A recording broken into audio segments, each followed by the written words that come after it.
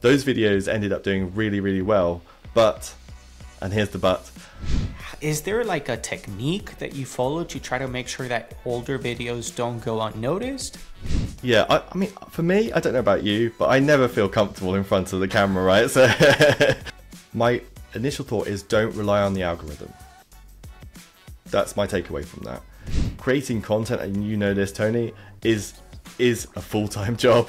You know, it will test your limit. Ryan Priddey is the video manager over at WPBeginner.com, one of the biggest, if not the biggest website that specializes in WordPress content. Now, they also happen to have a YouTube channel with one of the biggest audiences in the space, and being able to have him on to talk about how to build an audience, how to master the YouTube game, and how to get started creating your own YouTube channel and set it up for success is an absolute honor. I hope you find it useful. Well, Mr. Ryan Priddey, man, I know I'm going to be at least one that gets a lot of golden nuggets from today's conversation, because having the man in charge of video production over at WP Beginner here on our channel is super special. I know that I'm going to be learning a lot from you because you bring over a lot of experience. Now, before I start with my gazillion number of questions that I have for you, Ryan, I want to just hand over the microphone to you and just allow you to introduce yourself to our audience. Yeah, no worries. Thanks, Tony, for having me on. So basically, I'm Ryan Priddey. I am the video content manager of WP Beginner. And basically, like Tony said, I kind of, how do I want to put it? I kind of manage a team of creators, and our main goal is basically, and the main goal of WP Beginner has always been to create helpful video tutorials and content on the blog that's easy to understand for small businesses, bloggers, and website owners, basically.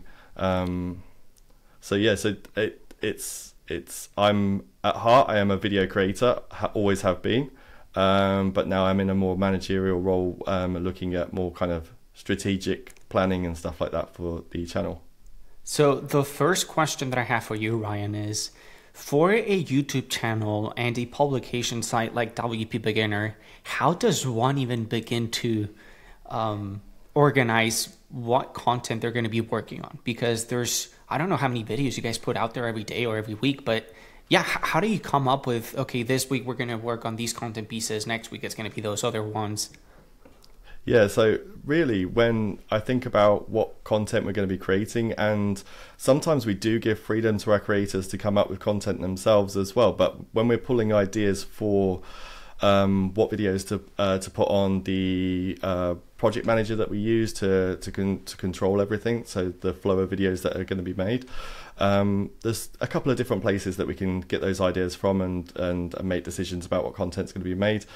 Mainly the sole focus has been in the past and is part of the process right now, to look at what the writing team are doing at WP Beginner as well, looking at the blog, what articles are on the blog, and then seeing if there's any articles that really stand out that would transfer really well into video, and then from that we'll have a discussion amongst us as creators. I'm very much a collaborator on these things, so I don't see as, kind of ordering people to do this video and this video, but in a collaboration way we kind of discuss those videos, the ideas, and then look at what videos should be going into production. Basically, that's the first place to look. So we got the article side of things, the blog and things like that.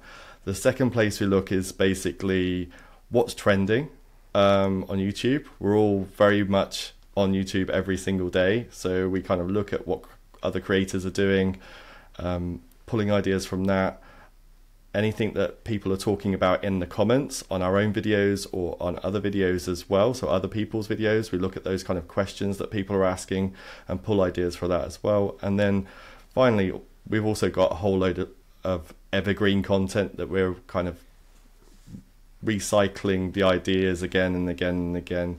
So either that means we'll be have something in the schedule already where we're going to do something that's maybe updated in 6 months or a year's time, or we're coming at the same topic from different angles, if you know what I mean. So we'll kind of reword the idea, rephrase the idea behind the video that originally we did, and see if we could go at a different angle.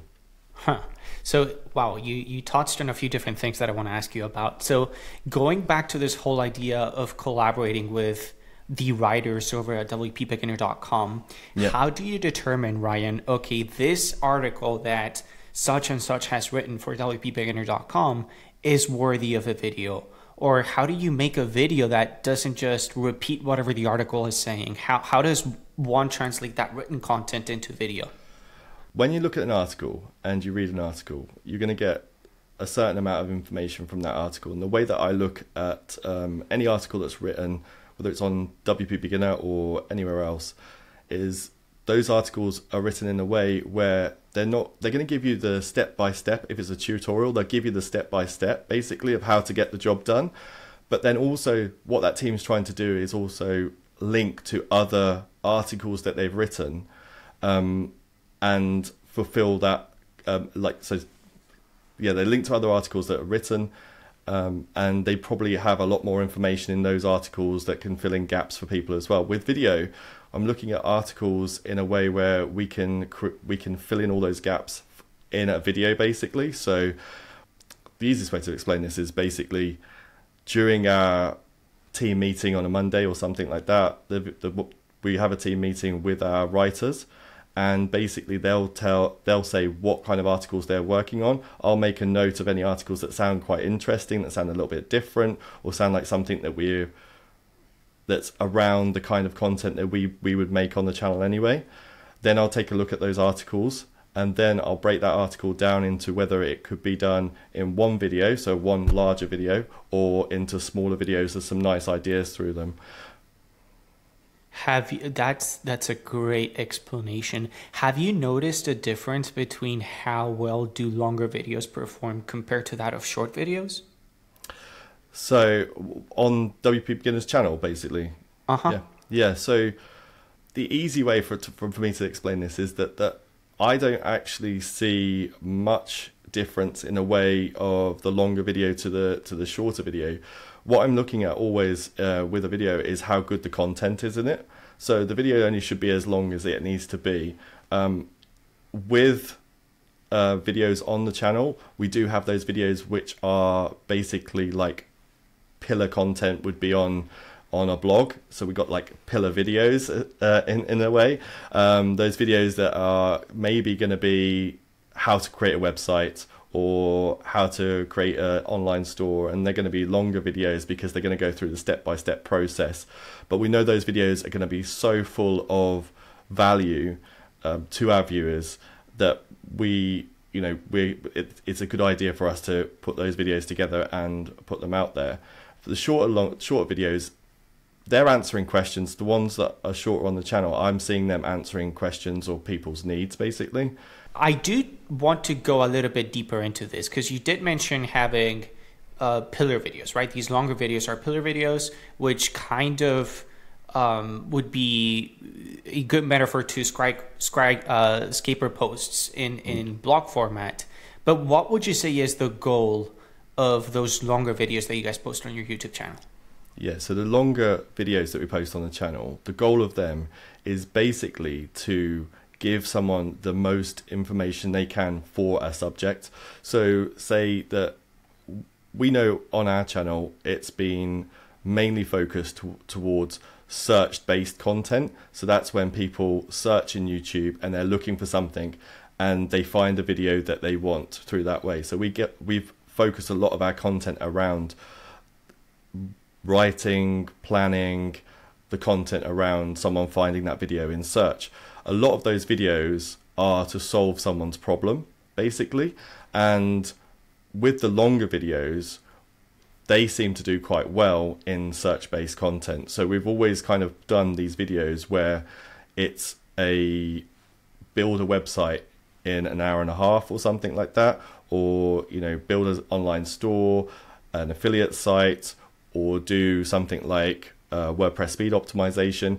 A lot of those things are solving a problem for a beginner specifically as well. So because we're aiming a lot of our videos towards beginners, we have to slow a lot of things down in terms of how we relay information, how we make it easy, how we break stuff down. So those videos just naturally end up being a little bit longer. But the quality is always something that we're looking at. We're always looking at giving the right kind of information at the right moment during a video, and then helping someone take that next step in their journey of either building a website or adding a contact form or something like that. Yeah, that's funny. That's something that I still struggle with myself to this day, which is just slowing down, taking the extra time to explain things very thoroughly. I get comments every now and then of someone that's perhaps technically an infant to WordPress. Yeah. And says, hey, Tony, this was great, but I wish you would have gone a little slower here or there because you went too fast. And that is something you guys do really well, and it's something that I still need to work on myself. So a little earlier, you mentioned working on, or, you know, keeping up to date with what's trending on YouTube around the WordPress space. But you did also say that you still like to work on content pieces that are a little bit more evergreen, that aren't necessarily time sensitive, right? That aren't necessarily looking for to get the eyeballs of people that are currently looking for something right now on YouTube or Google. So how do you balance those two different type of content pieces that do want to attract eyeballs of things that are happening right now, and evergreen content pieces? Yeah, so that's pretty tricky. I have to admit, you know, as someone that works on YouTube, and you probably understand this, Tony, it's changing all the time, right? So you might have started a channel a few years ago making a lot of evergreen content, putting videos out there that you know that will catch eventually. But now it's quite a competitive market in terms of YouTube. There's a lot more creators on YouTube. So we're kind of shifting our focus, if you like, to kind of, we're always testing where that balance needs to be.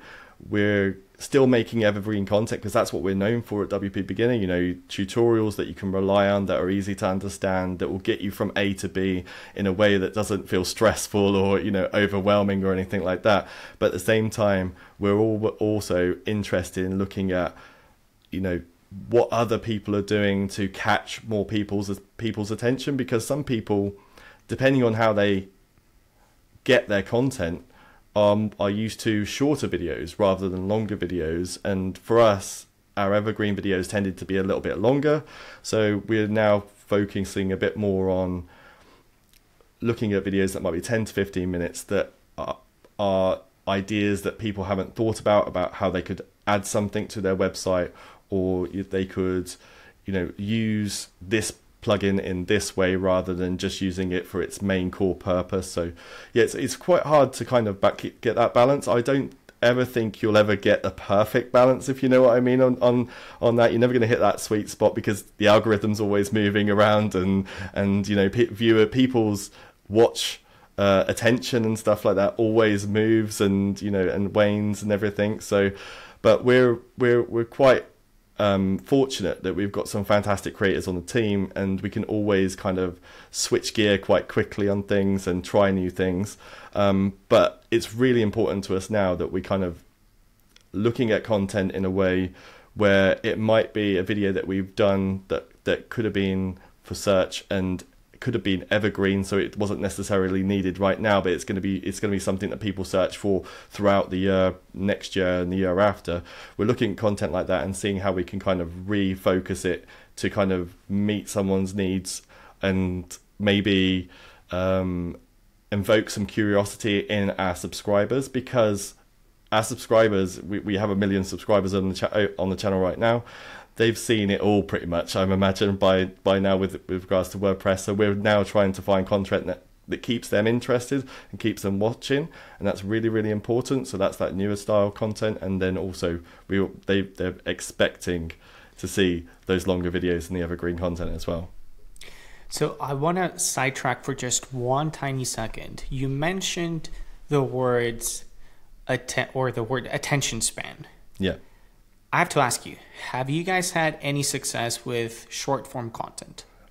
We did have some success with short form content. So we started a couple of years ago. So I've been with WPBeginner now about 2.5 years, maybe just a little bit more than that. A couple of years ago, or maybe 1.5 years ago, we looked at doing shorts. There weren't many people doing shorts at the time, so shorts was like a fairly newish feature that YouTube was doing, and there was a feeling amongst us, the team, that basically anything that YouTube introduces, they're always going to push hard, and we should get into. So we jumped in and we started making videos for it, and a couple of my videos are on there as well. And it was basically, we did some shorts around just, how do you change some items on a navigation menu and things like that. Things that would solve a problem pretty quick that someone might search for. Those videos ended up doing really, really well. But, and here's the but, they started doing really well maybe 90, 100 days after they were actually released. And by that time, we'd made the decision to not do shorts for a while because we hadn't seen any gain from them. So it didn't quite work at that time, but I think that's because WordPress, maybe as a space within YouTube, is a little bit behind where other people might be, in terms of, if you're a fan of Mr. Beast and stuff like that, he's trying things all the time. He's an early adopter to things, so his audience are going to be so used to shorts and anything else he's throwing in there, whereas a WordPress enthusiast might not be into the whole entertainment side of YouTube and stuff like that, and might not be already on board with shorts. That's so funny. I mean, that is hilarious. That's was that the overall explanation that you found as to why YouTube started recommending your shorts 90 days afterwards? It could have just been Google, right? I mean, Google is notoriously famous for just doing crazy things every now and then. Yeah, no, that's my opinion on it. That's my theory behind it. I don't have anything to back that up, to be honest with you. The feeling was that it was a little bit of a slow starter, and then it picked up quite a lot. And those videos now are still doing really well. So it's not like they've dropped off, and they're, a year and a half old, basically. Gotcha. Let's talk a little bit about SEO, because this is something that I know our audience is going to be interested in. So let's just say, Ryan, that you've met with your team and you've made the decision that you guys want to work on a video. Let's just say how to build a website, right? You mentioned doing these every year. So is there like a process that you guys follow for every content piece, in terms of, okay, what are the best keywords that we can use in the title, in the description box, and so on for each individual content piece? Is there like a process that you guys follow? There's not a hard and fast process that we basically all live by, like a step-by-step process, but it's something that we talk about. So I talk about quite a lot about being a collaborator. We talk a lot in the team and discuss a lot of different ideas that, about how we create content for YouTube and things like that. So if we were looking at a video, and we have just done a video about how to create a website, basically, Yuvraj on the team has basically just put one out. The overall idea is that we'll go out and, just like any other video, we'll go into YouTube search and basically type in what a viewer might be searching for when they're looking for that type of video. Just like you would when you're doing research for a blog post or something like that. You want to see what comes up in the search results. You want to see who's at the top of the search results. You want to see what kind of channels they are, how big they are, what their title says, what their thumbnail says. You make all notes of those kind of things, and then you kind of see if there's any correlation between what those top results have got and if there's any gaps in those top results as well. Sometimes you might not want to use the exact keywords that you're finding with regards to, something like how to build a website is quite a tough one to rank for in YouTube search. So you might just spin it slightly in terms of what kind of keywords you're going to use. But you can also just look at what other people are using in their title and align it with that as well. I think that's quite important. We always try and put our keywords into the title at the start of the title if we can. And the same in the description. We'll put it in the top of the description, so in the first couple of lines maybe. And we always try and make sure we say any of the keywords at the start of the video, maybe in the hook or the intro or something like that as well. Interesting. We do that at Thrive Themes as well. We try to put those keywords at the beginning of the title, meta description. I don't think I used them myself at the beginning of the intro, now that you mentioned it. Might give it a try. I would give it a try. I mean, there's no harm in actually trying it out on a few videos and seeing how they do. I find that because we all know that YouTube transcribes the videos, that it already knows what someone's saying in the video. They kind of know what visually is happening in the video as well from, you know, their technology that they can lean on. So I think that all helps build a picture of, you know, exactly what this video is going to be. Because ultimately, I think, in my opinion, I would say that they're trying with YouTube. It's trying to make it's trying to make the decision of what this video is very, very quickly, so it knows where to place it and who to put it in front of. So for me, that would be anything that's easy to spot, like at the start of the title, at the start of the description. What's said at the start of the video is going to be an early indicator what's going to be in the rest of the video. So that's kind of what we go with. It's not a hard and fast though. We don't actually do it all the time. We might swap out our intros and things like that sometimes, just to see if what happens with those videos and how they're received by the audience as well. Interesting. I'll give it a try with RNO as well and see if we see some nice results. So I want to ask you, and this is a particular, I'm not sure if I want to call it a problem, but it is something that we've noticed in our channel here at Thrive Themes. We have videos that used to be very successful on our channel that previous team members recorded. They did really well, but over time, content decay is a thing, right?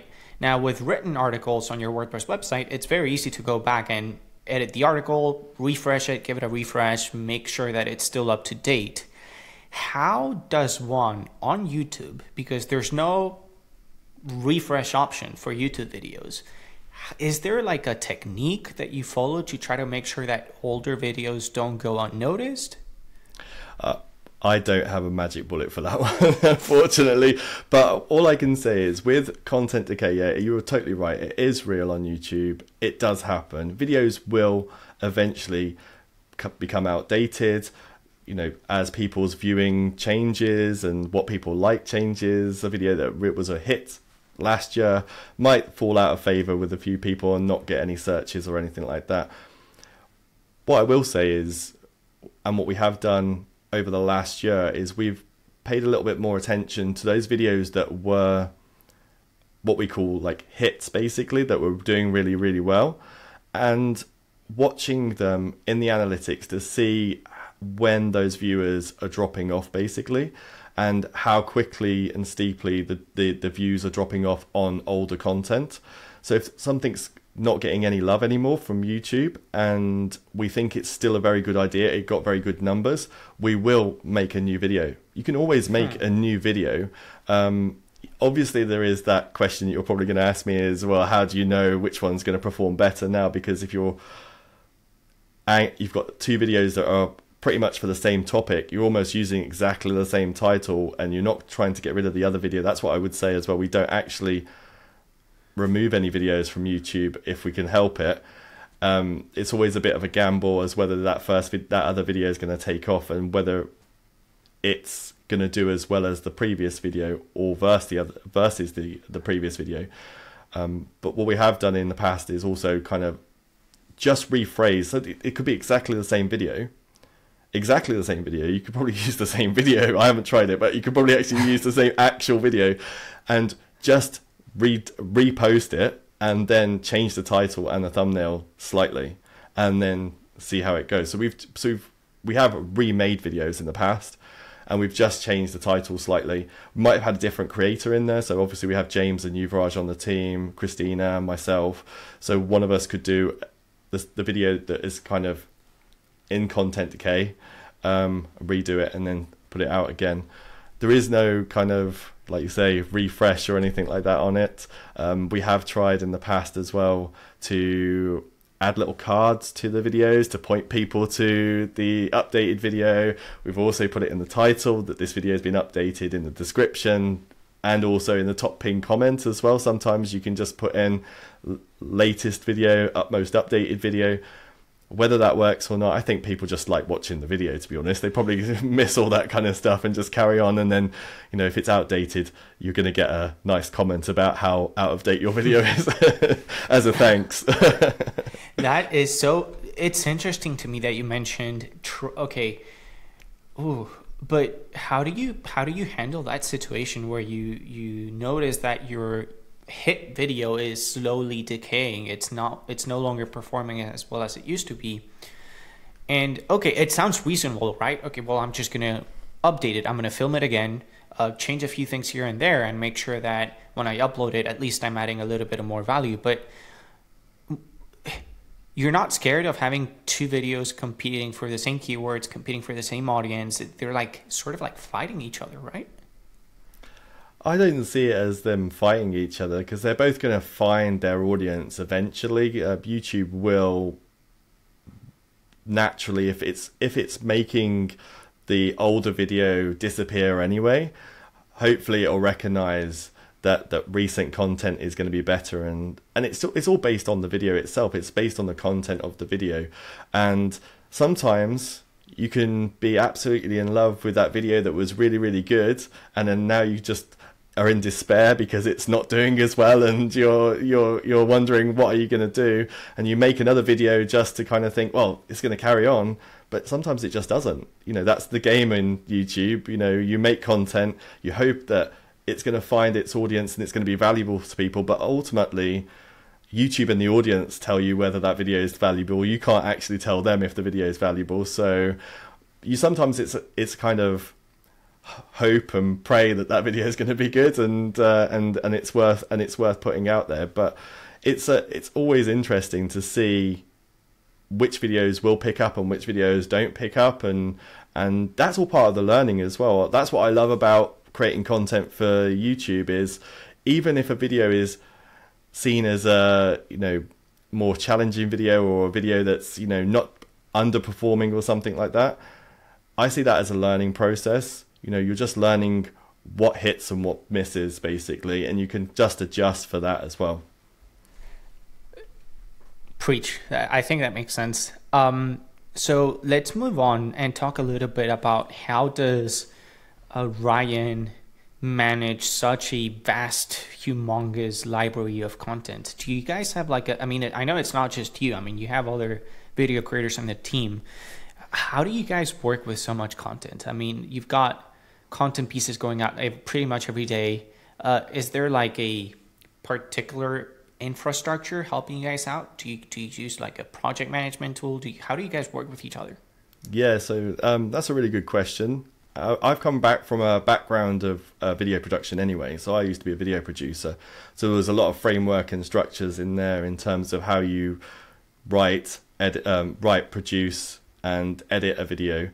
And we've taken those kind of like processes, a similar process, because making videos for a lot of people, it does follow the similar process. You come up with the idea, you script it, you plan what you're going to shoot, and then you shoot it, and then you edit it, and then you publish it, right? So that's a standard process of creating a video. All we do is take that process and we put it into our product management software, which is Asana, and that's broken up into different sections. And we have a video idea, we put it as a task in Asana, so you can add that as a task, and then we just move it through the different stages of production then. So it goes from ideas to script writing to filming, then editing, then publishing. Do you script all your videos? Not all of them, no. So when I say scripting, I'm kind of mean planning more than anything as well. So it depends on the creator as well. So a lot of my videos in the early days of working in WordPress and stuff like that, I used to script everything. So that would be my intros, even my screen recording stuff as well. So I'd record the screen first, and I would record the voiceover first, listen to it on my headphones, and then record the screen as I'm listening to my own voice as well. So that's how I used to do it. But so it was fully scripted then. Now we're much more comfortable with just coming up with ideas, maybe having a few notes. If it's going to be a huge video, like it's going to be a 1.5 hours, 2 hours long, we might have like a little outline that we write for the video, step-by-step process, and then have a little call about what that video is going to entail, how we're going to do this part of the video, what we're going to show here. Is there anything in the video that's going to get in the way of someone actually getting to the end of the video, and all those kind of things? Those are decisions that we kind of make on that. But scripting, fully scripting, not so much anymore. Huh. Interesting. Is it mostly also because you feel more comfortable in front of the camera, perhaps? Yeah, I mean, for me, I don't know about you, but I never feel comfortable in front of the camera, right? So it's one of those things. I know it's there. We just, we got to do it, right? So it's, but I actually have found it a little bit easier, and I find that when I'm trying to focus on what I'm trying to say, so if I'm scripting, I almost trip myself up too much, if you know what I mean. So, and then that just gets in the way, and that gets frustration and all that kind of stuff. And it's a lot more natural when you can allow those things. I mean, if I sidetrack slightly on this, at the moment as video creators, we're fighting against perfect videos created by, well, I say perfect videos created by AI, where people can clone themselves and stuff like that. So now I think the happy mistakes that happen with me either repeating a word a couple of times or something like that adds to that value of, well, this is a real person. This authenticity. Is authenticity. Totally. You've got it 100%. Man, I think people are going to be craving for that really soon, for the mistakes. Definitely. Like the reassurance that the person that I'm listening to is a real person that makes mistakes. Yeah, definitely. I mean, I've seen it happen. You've probably seen it as well, where people do it in emails on purpose now. So writers do it in emails on purpose. They'll do a typo on purpose just so that people know that it's that's misspelled. Hilarious. I have not come across with it, not yet. Yeah, because a lot of people know that an AI is not going to, within reason, misspell a lot of things or use the wrong kind of spelling too much. So people have put things in there that kind of make people pay attention. I'm sure it also is for engagement as well, because someone's always wanted to be a keyboard warrior and write back and tell you how you've misspelt something. That is so funny. I personally do find the need to script all of my videos, with the exception of conversations like this one. Of course, I have an outline that I want to follow you to make sure that I at least cover certain topics that I think would be valuable to our audience. Yeah. But tutorials where I'm screen recording, I don't script those, because that would be a nightmare. I mean, that would make my video production be like hours and hours and hours. Yeah. Those, it's just me, my knowledge, I get in and I do my thing. But the parts where I feel like the hook of a video, where I need to catch someone's attention, that I obviously script. The outro of a video, I typically script. If there's theoretical things that I do want to explain and I want to make sure that they come across as being clear and that they're fully understandable, I need to script them. And I've been making videos for years. Yeah. And to be honest, those are the parts that you've just mentioned there. Everything outside of screen recording or screen capture or whatever you want to call it, I would script as well, and I do. So I still script the hook, I still script the intro. I don't tend to use things like prompters or anything like that when I'm recording. I like to use paper, a pen, write it down, or either memorize it. Yeah. So I basically go through memorizing bits and pieces. I don't hit my script 100%, but I know where I'm going with something, so that I just want to make sure, just like you. The main thing for me is, I don't know about you, Tony, the main thing for me is I don't spend too much time on the wrong kind of information in the intro. So make sure you nail that hook first, and that it's very succinct and someone understands it fully, and it's easy to kind of digest what you've just said, and not make sure you don't go off on a different kind of tangent or somewhere different. So that's the only reason I use scripting for my intros and things. Is there a reason why you're still doing pen and paper and not using a teleprompter? So I find the kind of teleprompter I use, so I used to use very, very good teleprompters when I used to be a video producer, because you needed those things to work. I now use an iPad system which kind of works. It recognizes my voice and things, but now and again, as I'm saying words, it will start slowing down, or it'll miss the things, and then that just becomes another take and another take. And I don't know if this happens to other people, but I feel like I've got 3 good takes in me before it starts going downhill. So I just basically think about what I'm going to say, how I'm going to say it. I like it written down in front of me, or I either tape it under the camera as well. Sometimes I'll tape it up below the camera so that I can see what I'm trying to say. I don't move my eyes off the camera, obviously, but I would just know it's there and I can always revert back to it. I also, over time, I've realized that I'm pretty good at hiding cuts and things. So I edit my own stuff as well. So if I know I need to do this paragraph or this 2-sentence intro, basically, that's the only bit I memorize. I don't try and memorize everything. I'll do it in stage by stage, basically. So it's not something that I'm going to trip over myself as well. God, you just earned a massive amount of respect from me. I would die without my teleprompter, man. I do have one, but yeah, it's collecting dust right now. So, all right, let's go back to talking a little bit more about WPBeginner for a second. Okay. A lot of what you guys do is recommend other tools. Like you've recommended Thrive Themes in the past. You recommend other tools that I particularly really like. All-in-one SEO, Duplicator, RafflePress. You've recommended a lot of them. How does WPBeginner, and this is kind of just me being curious, how is there like a vetting process that you guys go through to make sure that the tool that you're about to talk about, or that you think it's worth it for your audience to learn about, is good? There's the key, the audience. That's the key, the audience. That's what we think about all the time when we're thinking about anything that we suggest, either in a blog post. It doesn't have to be a tool. It could be a method of using something, a way of setting something up. But specifically with the tools and products that we're actually mentioning, we're thinking about who our main core audience is, and they're beginners that need to do a job, get something done, have a goal, and it needs to be easy to understand, easy to use, and highly valuable as well, in terms of we're talking about someone that's a beginner, but they're not going to be a beginner forever. So you don't want to necessarily recommend a tool that can't grow with somebody.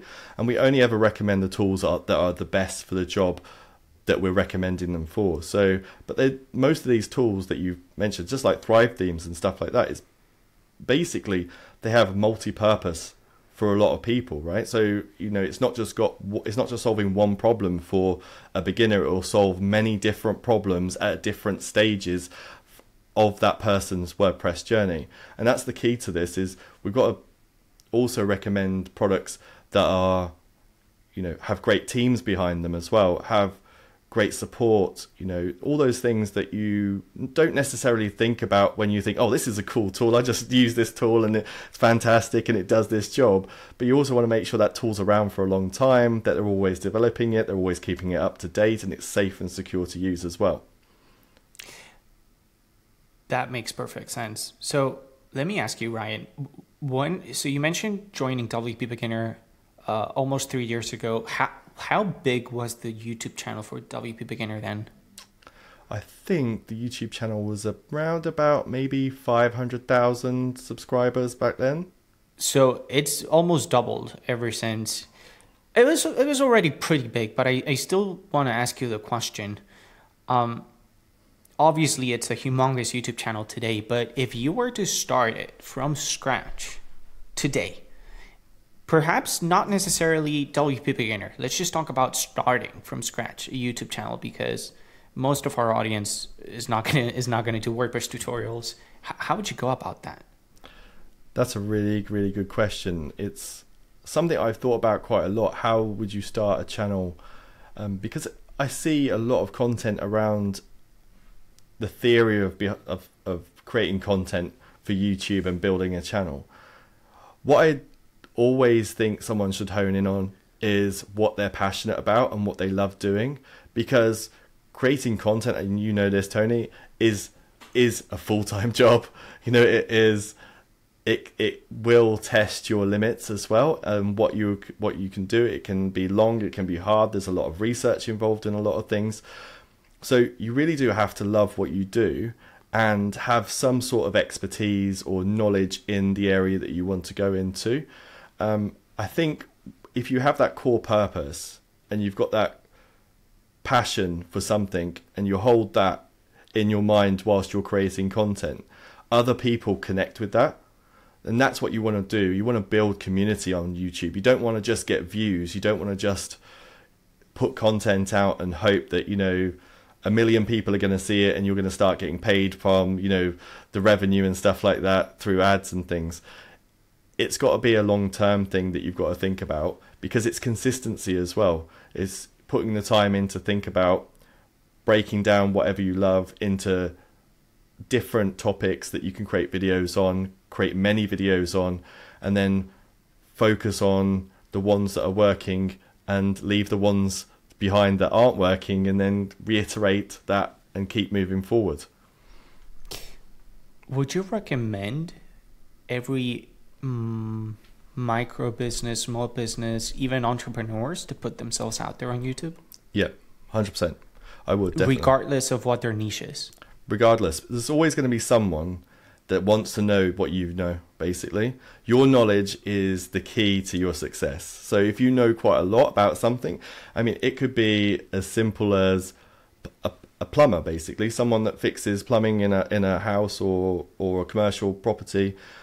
There are people out there that would be super enthusiastic to learn how you do things, and everyone's slightly different as well. So you might think that your industry is completely flooded with, you know, lots of people creating content. Maybe people are already doing videos and things like that, and you think it's not worth your time. You don't know until you start doing it how good you're going to be. And you have to really get over the first maybe 6 months, a year, before you actually know how good you're going to be, because there is a bit of a learning curve with it. Not everyone likes being in front of the camera, but there are other ways of doing it as well. You don't have to be in front of the camera. You can be voiceover and stuff like that. But the entry point now for someone to create a video for what they do is so much lower than what it was 10, 15 years ago. It's crazy. I was gonna pull up my phone. I don't have it with me, but all you need is a phone. Yeah, totally, 100%. And your phone can edit it as well. So, you know, you don't even have to have a computer. And you do need that expertise that you were talking about, right? All you need is really to show off your expertise with your phone. Yeah, definitely. You turn that phone around, you know, you film yourself talking about what you love doing or what you do. You break it down easily for people to understand.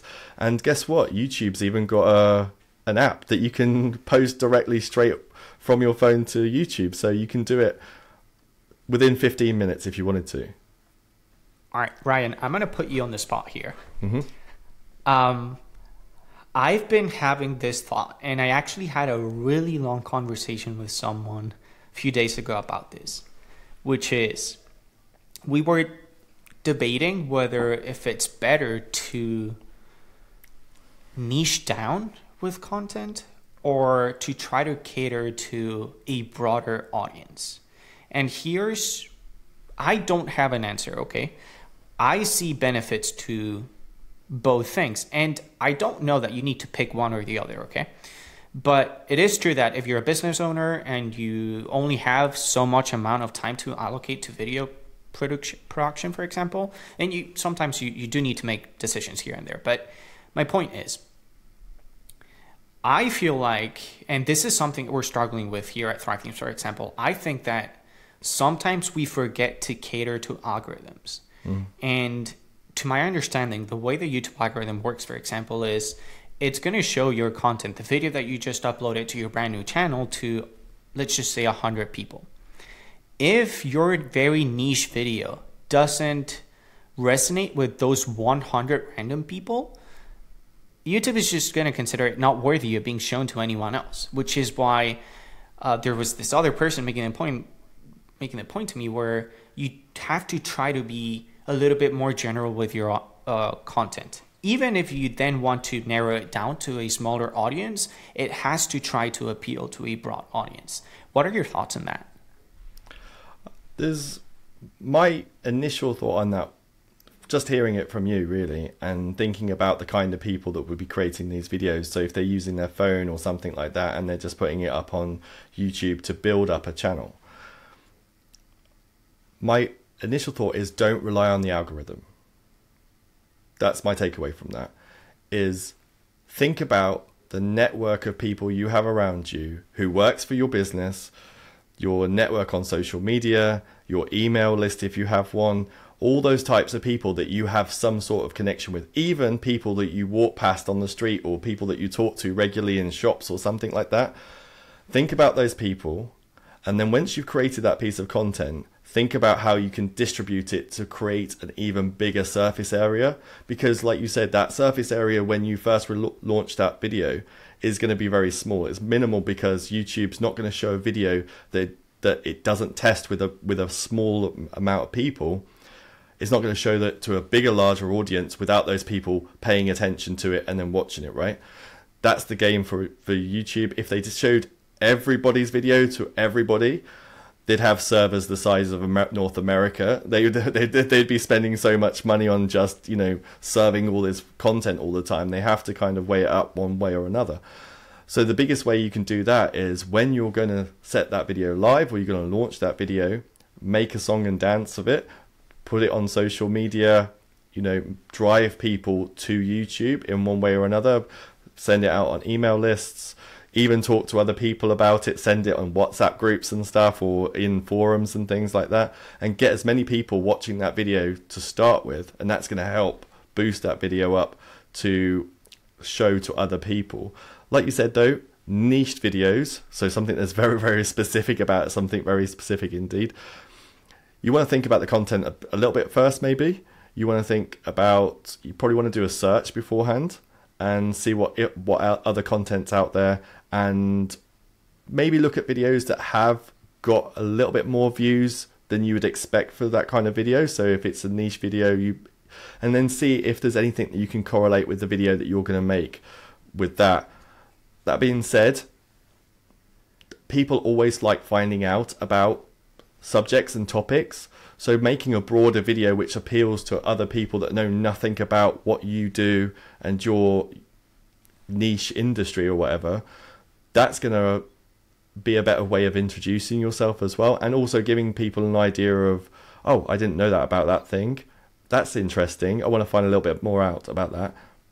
I want to cut you there because you guys just did this in your own channel. I mean, you mentioned, you guys just uploaded a video titled How to Build a Website in 2025, if I'm not mistaken. Yep. Now, WPBeginner specializes in WordPress. You guys specialize in WordPress tutorials, but you didn't title the video How to Build a Website or How to Build a WordPress Website in 2025. You walked people through the process of building a website to cater to a general audience that might be interested in building a website and that might have never heard of WordPress in their entire lives. Yep.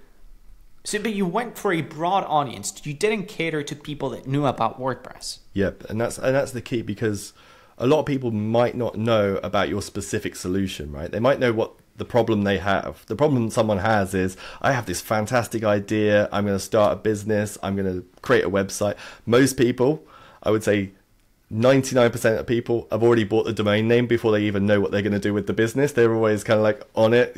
I was one of those people. I probably got about 30, 40 domain names somewhere, that I bought over the past, but they know what the problem is they've got in front of them. They've got to build a website. So the first thing they're going to do is look for how to build a website. And it's then the job of the creator or the video to convince that person that this is the reason you need WordPress, right? So for us, we know WordPress is a great solution. We've been in WordPress a long time.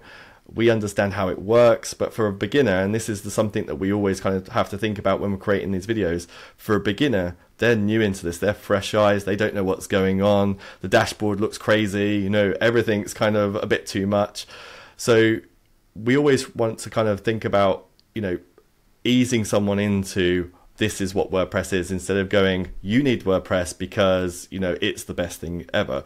You need WordPress because it's a fantastic solution, but we're going to give you a reason to actually follow us on this journey of building your website. That's perfect. I think you explained it really well, Ryan. So I want to wrap it up with something that I was reading about the other day, which is how do you determine where to post your content? Let's just say that a Thrive Themes customer has listened to us speak and they've made up their minds that they want to try this whole thing about producing video content and putting themselves out there. How does one determine what the right platform is for them? Is it YouTube? Is it Instagram? Is it TikTok? Is it LinkedIn? I have my thoughts, but I want to listen to your first. So I always think of this as what's easiest for you as a person, number one. So what you can get your head around the quickest, get up the quickest, and start testing the quickest as well. That's the most essential thing when you start out, is don't think of this in a way of a solid foundation that you can't change anything that you've started, or you've got this framework that you're using for videos and you're going to stick with it. I always think of it as a testing phase if you're going to start with anything. So think about the one that you use the most, maybe the platform that you use the most, that you understand the most, that you maybe have the most connections on, and then start posting content to that. And it can be in different formats. I would definitely encourage someone to try lots of different things to start with. Different style of videos, short videos, longer videos, different topics, talking to camera, or even doing explainers where they film around maybe products or something themselves and they're just talking people through it. And then just see what catches, see what people are liking, see what people are commenting on. A lot of people want to give their opinion on what they see from you, especially if they know you as well. They're like, oh, you're starting something new. I want to be a part of this. I want to give you some feedback, and they'll give you some feedback. If it feels like it's not working on a platform, then look about what other platform might be similar, or look at other platforms and see if there's content similar to the one that you're going to be creating, and seeing if that's getting quite a lot of views and has got a bit of a community around it, and then decide which platform you're going to be on then.